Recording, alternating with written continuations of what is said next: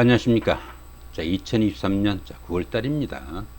자, 원숭이띠 분들의 그 나이별 운세와 하루하루 일진 중에서 중요한 날 중심으로 살펴보기로 합니다. 자, 그럼 먼저 9월달 월운세부터 살펴보기로 하죠. 연살에 방합이 오는 그런 기운입니다. 이 방합 같은 경우에는 그 가족합이라고 합니다. 가족합이다 보니까 형제 자매나 친구 동료 같은 가까운 사람들의 도움이 크거나 아니면 그들과 함께 어떤 일을 추진하는 그런 기운이다, 이렇게 볼 수 있습니다. 자, 그런 가운데 이렇게 연살이 함께 하네요.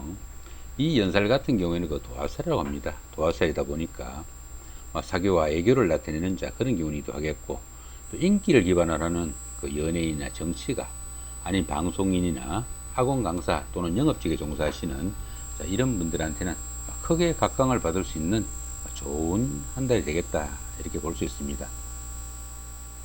남들한테 그 내세울 수 있는 매력이 넘치는 시기지만은 자신을 좀 드러내고 뽐내다 보니까 소비나 지출은 조금 늘어날 수 있겠다, 이렇게 볼 수도 있겠습니다.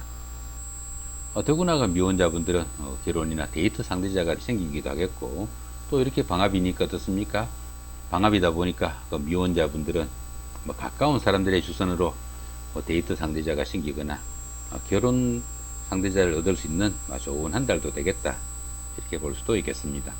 자, 이번에는 9월달 한 달 동안의 원숭이띠 분들의 그 나이별 운세 살펴보기로 합니다. 8세, 68세 되시는 분들 병신년에 태어나셨고 적색운승에 속하십니다. 천을귀인과 천간합이 함께하고 12운승은 사지에 속합니다. 이 천을귀인 같은 경우에는 어려움이 생겼을 때 그 어려움을 해결해주는 최고의 길신이다, 이렇게 볼 수 있습니다.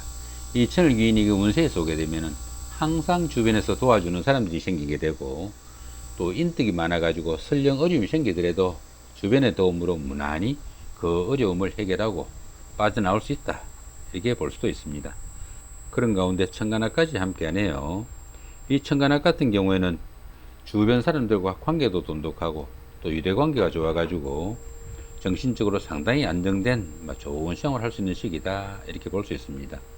또한 이 천간합 같은 경우에는 그 음과 양의 합이라 가지고 부부지합이라고 합니다. 부부간이나 이성간에는 서로 간에 끌림도 있고 호감도 가는 좋은 한 달이 되겠다, 이렇게 볼 수도 있겠습니다. 자, 그런 가운데 이렇게 12운성은 사지에 속합니다. 이 사지 같은 경우에는 활동성도 많이 위축되고 매사 욕망과 의욕이 부족해 가지고 적극성이 조금 떨어지는 그런 시기다, 이렇게 볼 수 있습니다. 때로는 그 자신의 자리를 유지할 수 있는 상황에 몰리거나 일선에서 물러나 쉬는 단계일 수도 있겠고, 또 가까운 사람들로부터의 배신이나 반목도 따를 수 있으니까 주변 사람들과 불화나 갈등이 생기지 않도록은 조금 신경을 쓰셔야 되겠다, 이렇게 볼 수 있습니다. 이렇게 그 12운성이 사지에 속할 때는 새로운 일을 벌리기보다는 지금까지 자신이 하던 일들을 조금 마무리하고 다음을 위한 좀 준비를 하는 시간이 되면 좋겠다, 이렇게 볼 수도 있겠고요. 또 이런 시기에는 육체적인 활동보다는 정신적인 활동이 좀 강조되는 종교나 철학, 아니면 심리학, 역학 이런 쪽으로 관심을 가지시면은 만족도도 높고 또 성취감도 느낄 수 있는 좋은 한 달이 되겠다, 이렇게 볼 수도 있겠습니다.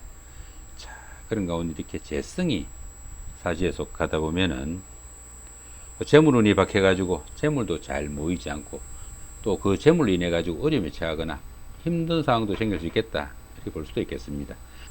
특히 그 남자분들 같은 경우에는 아내와 인연도 조금 약한 시기니까 부부간의 화목에 특히 좀 신경을 쓰셔야 되는 그런 기운이다, 이렇게 볼 수도 있겠습니다.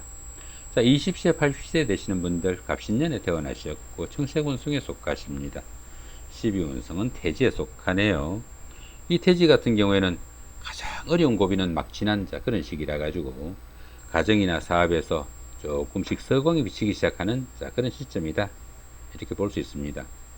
새로운 일에 대한 여건이 조성돼 가지고 그동안 막연하게 구상만 하던 그런 일들을 구체적인 실행 계획을 세워볼 수 있는 시기일 수도 있겠지만은 스스로 어떤 일을 처리하거나 결정하기는 조금 힘든 시기다, 이렇게 볼 수 있습니다. 막 잉태한 정도의 기운이다 보니까 작은 영향들이 생기기 시작하지만은 모든 면에서 다른 사람의 도움과 보살핌이 좀 절실한 시기다, 이렇게 볼 수도 있겠습니다.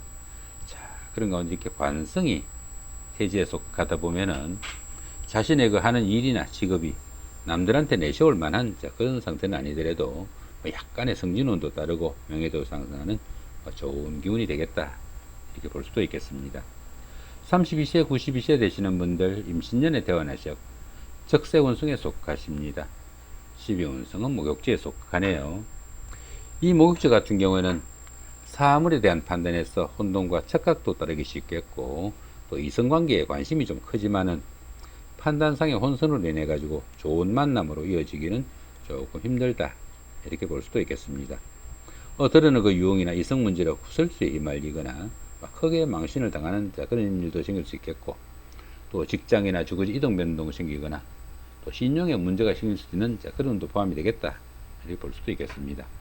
그렇지만 이 목욕지 같은 경우에는 그 도화의 기운이 포함돼 가지고 다른 사람들이 관심과 부러움을 사는 그런 일도 생길 수 있겠고, 특히 그 인기를 기반으로 하는 연예인이나 정치가 아니면 학원 강사 같은 이런 분들이나 상담직이나 영업직 같이 대인관계 업무가 많은 이런 분들한테는 직업적으로도 크게 각광을 받을 수 있는 좋은 한 달이 되겠다, 이렇게 보셔도 될 것 같습니다.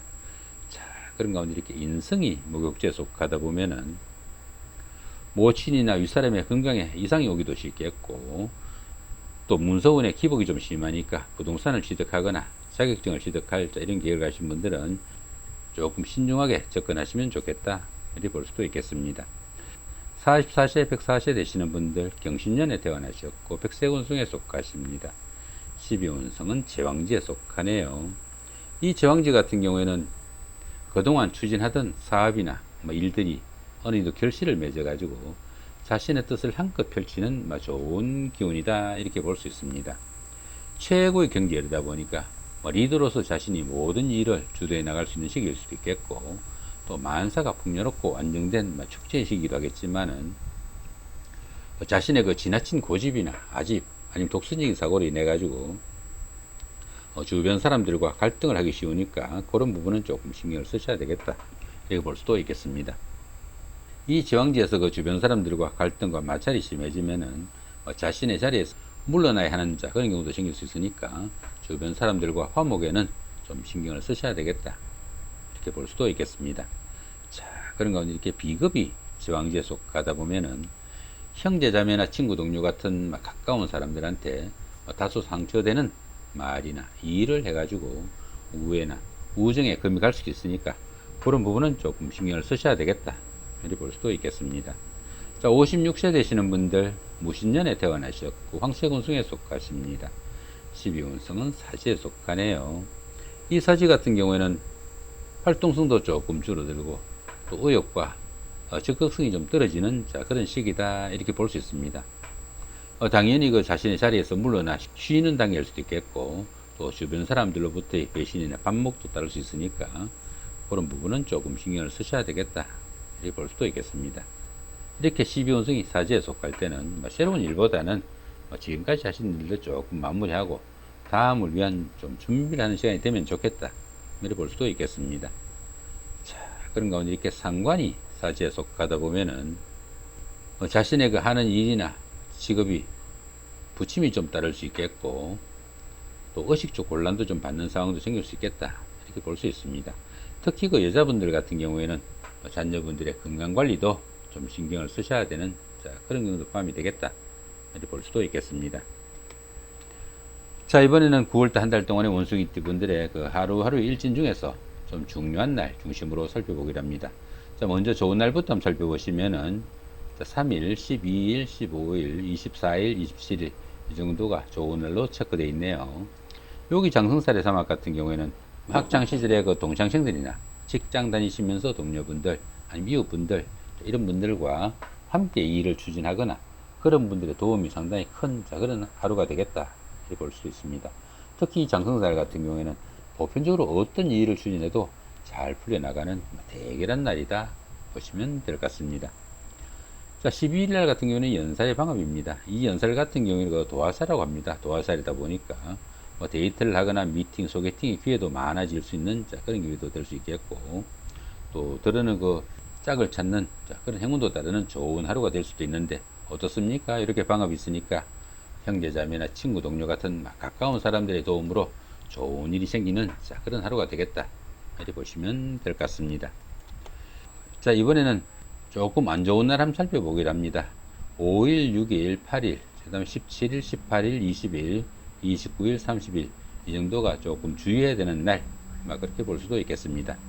여기 역마살의 총 같은 경우에는 여행이나 나들이 중에 어떻습니까? 충이니까 각종 사고수 상당히 좀 신경을 쓰셔야 되겠고, 이렇게 충이 있는 때는 부부 간의 갈등도 좀 신경을 쓰셔야 되겠다, 이렇게 볼 수도 있겠습니다. 자, 6일날 같은 경우는 육해살의 원진입니다. 상당히 어려운 일 가운데 원진이니까 부부 간이나 연인 사이 아니면 가까운 사이에 원망이나 원성, 갈등 이런 거 신경을 쓰셔야 되는 그런 하루가 되겠다 보시면 될 것 같습니다. 자, 8일날 같은 경우는 겁살이 육형이네요. 손재수나 건강관리 좀 신경을 쓰셔야 되는 그런 날이다 정도 보시면 될 것 같습니다. 자, 이렇게 오늘은 2023년 9월달 한 달 동안에 9월달 오른세와 나이별 운세 더불어 하루하루 일진 중에서 좀 중요한 날 중심으로 살펴봤습니다. 좋은 한 달 만드시기 바랍니다. 감사합니다.